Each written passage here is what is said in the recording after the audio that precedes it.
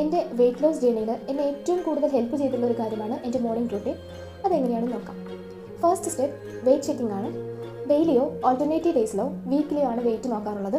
എന്തെങ്കിലും weight loss challenging പീരീഡിലാണെന്നുണ്ടെങ്കിൽ ഡെയിലിയോ alternative ഡേയ്സിലോ ആണ് wait നോക്കുക. ശേഷം നേരെ പോകുന്നത് മോർണിംഗ് ഡ്രിങ്കിലേക്കാണ്. നമുക്ക് ഒരുപാട് ഓപ്ഷൻസ് ഉണ്ട്.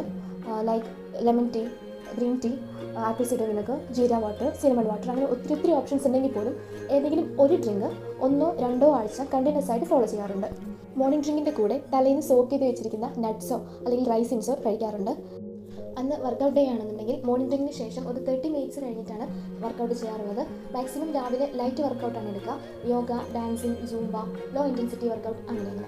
നമ്മുടെ ബോഡിക്ക് രാവിലെ തന്നെ ഒരുപാട് സ്ട്രെയിൻ കൊടുക്കുന്നത് നല്ലതല്ല. Cardio workouts, high intensity workouts അങ്ങനെയൊക്കെ രാവിലെ തന്നെ ചെയ്യുമ്പോൾ നമ്മുടെ ബോഡി കുറച്ച് ടയേർഡ് ആവാനും കുറച്ച് സ്ട്രെസ്സിലേക്ക് പോകാനും സാധ്യതയുണ്ട്. മാക്സിമം ഹൈ ഇൻറ്റൻസിറ്റി വർക്കൗട്ട്സും കാർഡിയോ ഒക്കെ ഈവനിങ്ങിൽ ചെയ്യുന്നതാണ് ബെറ്റർ. മോർണിംഗ് വർക്കൗട്ട് 30-40 മിനിറ്റ്സ് വരെ പോകും. അതിന് ശേഷമാണ് ബ്രേക്ക്ഫാസ്റ്റ് എടുക്കുന്നത്. എൻ്റെ ബ്രേക്ക്ഫാസ്റ്റിൽ എപ്പോഴും പ്രോട്ടീൻ ആൻഡ് ഫൈബർ റിച്ച് ആയിരിക്കും. പിറ്റേന്ന് എന്ത് കഴിക്കണം, ഏതൊക്കെ കഴിക്കണം എന്നുള്ള മീൽ പ്ലാനും, എന്ത് വർക്കൗട്ട് എടുക്കണം, അതെങ്ങനെ ചെയ്യണം എന്നുള്ള വർക്കൗട്ട് പ്ലാനും ഞാൻ തലേന്ന് തന്നെ പ്ലാൻ ചെയ്യാറുണ്ട്. Respect your health, keep going well.